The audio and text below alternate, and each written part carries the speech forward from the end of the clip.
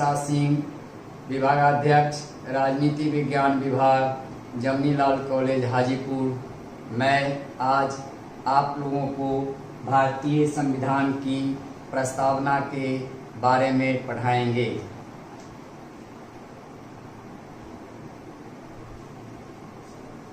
सबसे पहले संविधान की प्रस्तावना क्या है, दूसरा प्रस्तावना के महत्वपूर्ण तत्व कौन कौन से हैं तथा अंत में निष्कर्ष पर हम चर्चा करेंगे। विश्व के प्रत्येक देशों के संविधान के आरंभ में ही एक प्रस्तावना होती है, जिसके द्वारा संविधान में मूल उद्देश्यों एवं लक्ष्यों को स्पष्ट कर दिया गया है। इस प्रस्तावना का मुख्य प्रयोजन संविधान निर्माताओं के विचारों तथा उद्देश्यों को स्पष्ट करना होता है, जिससे संविधान की क्रियान्विति तथा उसके पालन में संविधान की मूल भावना का ध्यान रखा जा सके। भारतीय संविधान की प्रस्तावना संविधान में जुड़ा हुआ एक श्रेष्ठ आभूषण है। यह तो भारत के प्रजातंत्रीय गणतंत्रात्मक राज्य का एक संक्षिप्त लेकिन सारपूर्ण घोषणा पत्र है। संविधान के गौरवपूर्ण मूल्यों को संविधान में इस प्रकार से वर्णन किया गया है। भारतीय संविधान की प्रस्तावना को हम लोग उद्देशिका भी कहते हैं। 1976 ईस्वी में 42वें संविधान संशोधन द्वारा प्रस्तावना में कुछ शब्दों तथा भावों को जोड़ा गया है। इसके बाद संविधान की प्रस्तावना या उद्देशिका निम्न प्रकार से वर्णित है।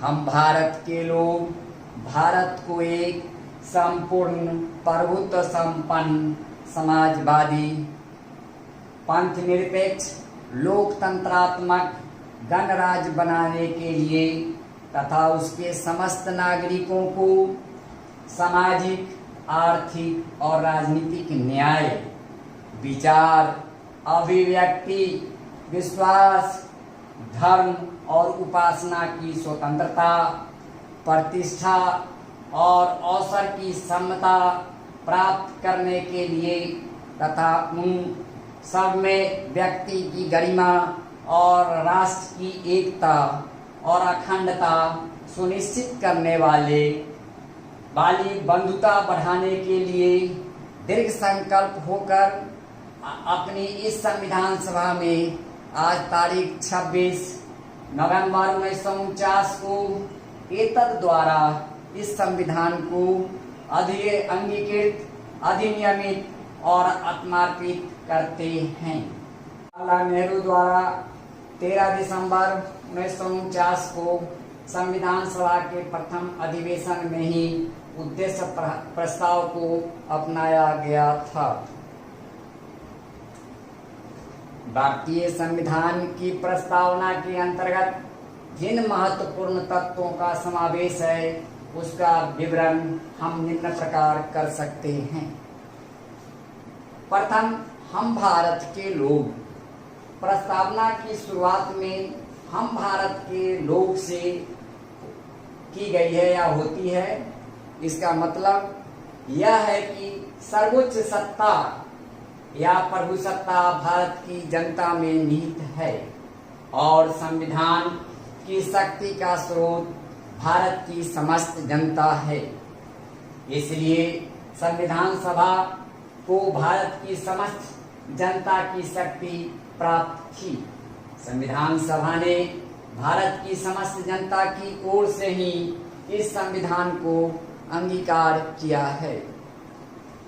अब दूसरा तत्व, संपूर्ण प्रभुत्व संपन्न समाजवादी धर्मनिरपेक्ष लोकतांत्रिक गणराज्य संविधान की प्रस्तावना में घोषित किया गया है। इसका तात्पर्य यह है कि 26 जनवरी 1950 से भारत की अधिराज्य की स्थिति डोमिनियन स्टेट समाप्त हो गई है और भारत अमेरिका स्विस की तरह एक संपूर्ण प्रभुत्व संपन्न लोकतांत्रिक गणराज्य हो गया है। संपूर्ण प्रभुत्व संपन्न का अर्थ है कि आंतरिक या बाह्य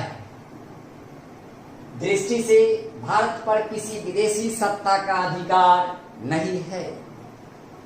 भारत अंतर्राष्ट्रीय क्षेत्र में अपनी इच्छा अनुसार आचरण कर सकता है और वह किसी भी अंतर्राष्ट्रीय समझौते या संधि को मानने के लिए बाध्य नहीं है। तीसरा तत्व समाजवादी। समाजवादी शब्द मूल प्रस्तावना में नहीं था। इसे 1976 में 42वें संविधान संशोधन द्वारा प्रस्तावना में जोड़ा गया है। समाजवादी आय एवं प्रतिष्ठा की असमानता को मिटाने की संकल्पना है। दूसरे शब्दों में हम कह सकते हैं कि देश के संसाधन उत्पादन तथा वितरण के सभी साधनों पर समाज के सभी लोगों का समान अधिकार समाजवाद है। लेकिन भारत में पूर्ण समाजवाद नहीं है, क्योंकि यहाँ की अर्थव्यवस्था मिश्रित है। मिश्रित अर्थव्यवस्था में समाजवाद एवं पूंजीवाद अर्थात सार्वजनिक और निजी दोनों ही क्षेत्रों का अस्तित्व रहता है। अतः भारत में पूर्ण समाजवाद की व्यवस्था नहीं है। चौथा है धर्मनिरपेक्ष, या उसको पंथ निरपेक्ष भी कह सकते हैं हम। भारतीय संविधान द्वारा भारत को एक धर्मनिरपेक्ष राज्य की स्थिति प्रदान की गई है। 1976 के पूर्व धर्मनिरपेक्ष शब्द को प्रस्तावना में स्थान नहीं दिया गया था। संविधान के 42वें संशोधन द्वारा पंथ निरपेक्ष शब्द को प्रस्तावना में स्थान दिया गया है। इस शब्द को धर्मनिरपेक्ष शब्द के रूप में अत्यधिक लोकप्रियता प्राप्त हुई है। पांचवा, लोकतंत्रात्मक गणराज्य। लोकतंत्रात्मक गणराज्य से आशय यह है कि भारत में जनता द्वारा निर्वाचित प्रतिनिधियों की शासन व्यवस्था है, जिसके द्वारा राज सत्ता का प्रयोग जनता अप्रत्यक्ष रूप से करती है। भारत राज्य का सर्वोच्च अधिकारी वंशानुगत राजा न होकर भारतीय जनता द्वारा अप्रत्यक्ष रूप से निर्वाचित राष्ट्रपति हैं। नेक्स्ट, न्याय। सामाजिक न्याय से आशय यह है कि विभिन्न प्रकार के सामाजिक अवरोधों को समाप्त करके आपसी समानता को स्थापित करना है। अर्थात धर्म, मूल, वंश, जाति, लिंग अथवा जन्म स्थान के आधार पर सामाजिक विषमता को समाप्त करना सामाजिक न्याय कहलाता है। सामाजिक न्याय का तात्पर्य सभी नागरिकों को स्वतंत्रता के साथ समानता प्रदान करना है। अनुच्छेद 15 में इस विषमता को समाप्त करने का प्रस्ताव है। आर्थिक न्याय की अवधारणा। आर्थिक न्याय की अवधारणा सबको आर्थिक रूप से आत्मनिर्भर बनाने की प्रेरणा देता है। संविधान के भाग 4 के अंतर्गत कई अनुच्छेदों के तहत आर्थिक एवं सामाजिक न्याय स्थापित करने का संकल्प व्यक्त किया गया है।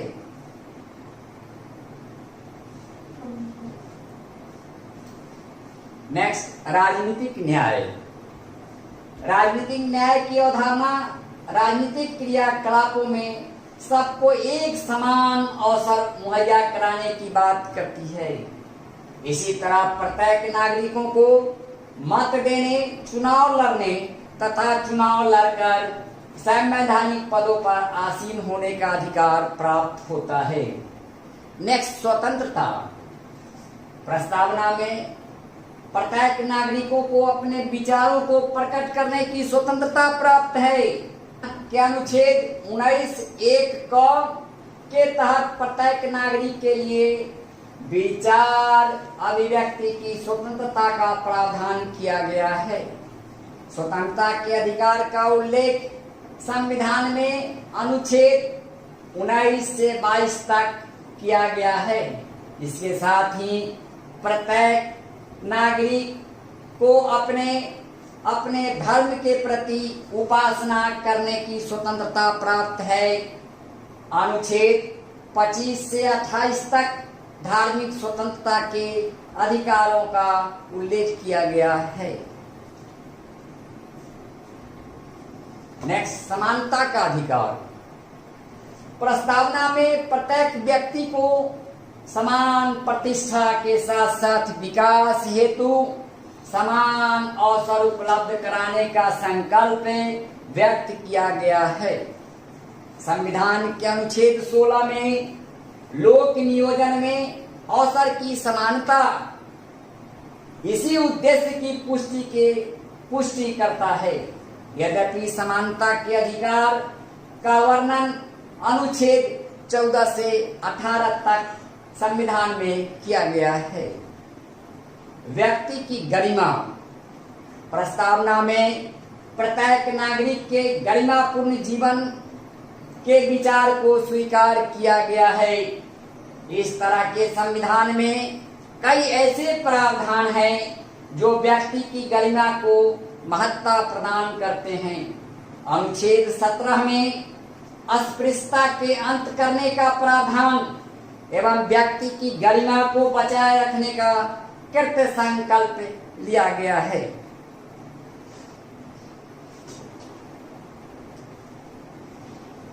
नेक्स्ट, राष्ट्र की एकता और एवं अखंडता। प्रस्तावना में राष्ट्र की एकता अखंडता को मजबूत करने का संकल्प है। इसलिए संविधान के भाग 4 क के अंतर्गत अनुच्छेद 51 क के तहत प्रत्येक नागरिकों के लिए कर्तव्यों का उल्लेख किया गया है, जिसमें कहा गया है कि प्रत्येक नागरिक का यह कर्तव्य होगा कि भारत की एकता एवं संप्रभुता, एकता एवं अखंडता को अक्षुण्ण बनाए रखेगा। बंधुता। प्रस्तावना में आपसी भाईचारे की भावना को मजबूत करने का संकल्प किया गया है। इसके लिए अनुच्छेद 51 क के तहत प्रत्येक नागरिकों के लिए यह कर्तव्य जोड़ा गया है कि वह भाषा, धर्म, प्रदेश या वर्ग आधारित भेदभाव से परे होकर भारत के सभी नागरिकों में समरसता एवं बंधुत्व की भावना का विकास करेगा। अब हम आपको निष्कर्ष पर चर्चा करने जा रहे हैं। उपर्युक्त वर्णित विवेचन के अध्ययनोपरांत यह स्पष्ट होता है कि भारतीय संविधान की प्रस्तावना एक महत्वपूर्ण आधार स्तंभ है। यह संविधान निर्माताओं के सोच का प्रतिफल या प्रतिबिंब भी है। सर्वोच्च न्यायालय ने भी प्रस्तावना को संविधान की मूलभूत ढांचा करार दिया। यद्यपि सर्वोच्च न्यायालय ने पेरुवारी बनाम भारत संघवाद 1960 में यह निर्णय लिया था कि प्रस्तावना संविधान का अंग नहीं है, परंतु केशवानंद भारती बनाम केरल राज्य के विवाद में 1973 में सर्वोच्च न्यायालय ने यह निर्णय दिया कि प्रस्तावना संविधान का आधारभूत स्तंभ है और इस आधारभूत स्तंभ को परिवर्तित नहीं किया जा सकता है। यद्यपि न्यायालय ने स्पष्ट कर दिया कि प्रस्तावना में संशोधन हो सकता है, परंतु प्रस्तावना में वर्णित संविधान के मूल ढांचे में किसी तरह का परिवर्तन नहीं हो सकता है, क्योंकि सब इससे पूरे संविधान का अस्तित्व जुड़ा हुआ है। Thank you.